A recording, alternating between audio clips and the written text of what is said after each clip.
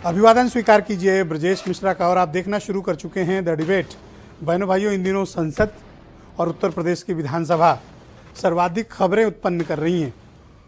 कल अगर epic centre राजनीति का लोकसभा थी, तो आज उत्तर प्रदेश में एपिक सेंटर न्यूज का उत्तर प्रदेश की विधानसभा है। आज विधानसभा के भीतर उत्तर प्रदेश के दो सबसे ताकतवर नेताओं का वैचारिक टकराव हुआ। कौन?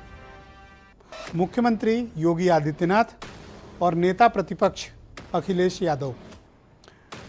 अखिलेश यादव की स्पीच हुई और उसके बाद मुख्यमंत्री की स्पीच हुई।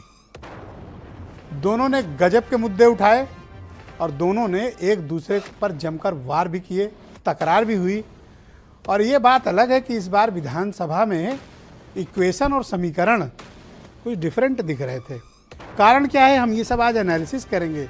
और आज हंसी मजाक भी बहुत हुआ, इसके पीछे का कोई माजरा है क्या, ये भी थोड़ा समझेंगे। और आज दो लोग बड़ी चर्चा में रहे हैं, शिवपाल यादव, ओम प्रकाश राजभर। क्यों, कारण क्या है, ये भी चर्चा करेंगे आज। तो आज की डिबेट इसी विषय पर प्रारंभ करते हैं। बहन भाइयों, उत्तर प्रदेश की विधानसभा, आज दो बड़े नेताओं की स्पीच, उनके द्वारा उत्तर प्रदेश के उठाए गए मुद्दे, इनसे गूंजता रहा।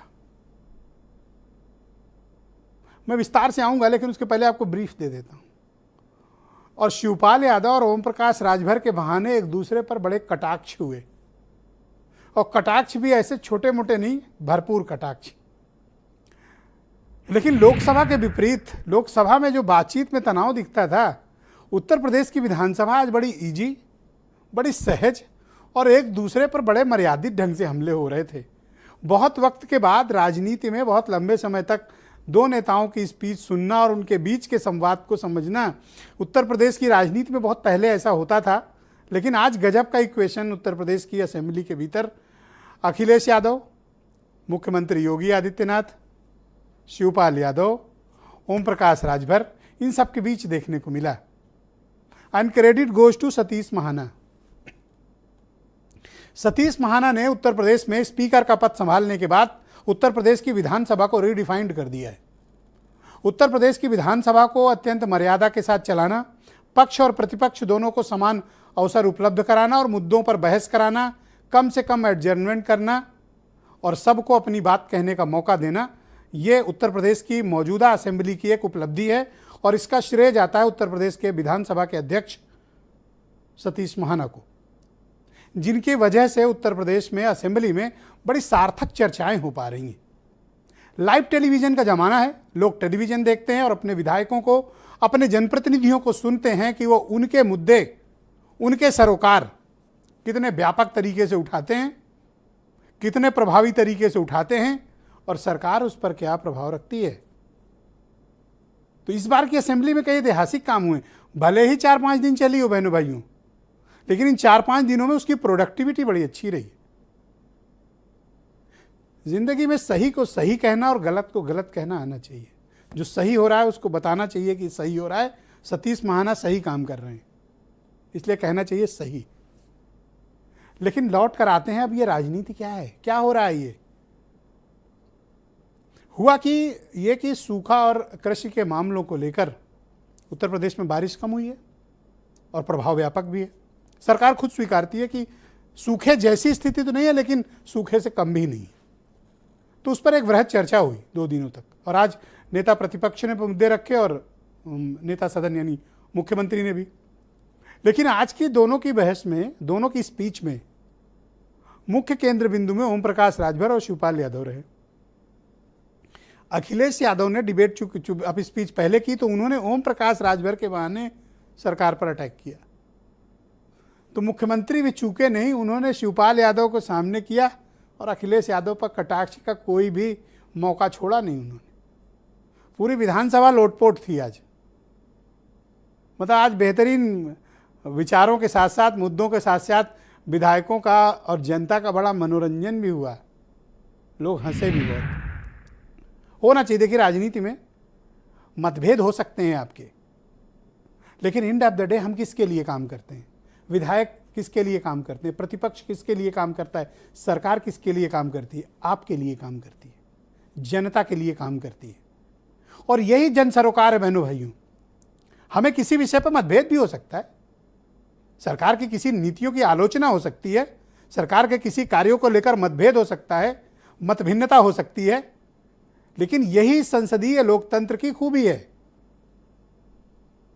जो हमें एक महान लोकतंत्र को बनाती है। जब आप किसी विषय पर डिबेट करेंगे, किसी विषय को उठाएंगे, उसकी सार्थकता पर चर्चा करेंगे, उसके इम्पैक्ट पर चर्चा करेंगे, निश्चित रूप से कुछ तो समाधान होगा। जैसे सूखे पे चर्चा हुई, सरकार ने एक्सेप्ट किया, यस सूखा है और हम उसके लिए नीतियां तैयार कर रहे हैं।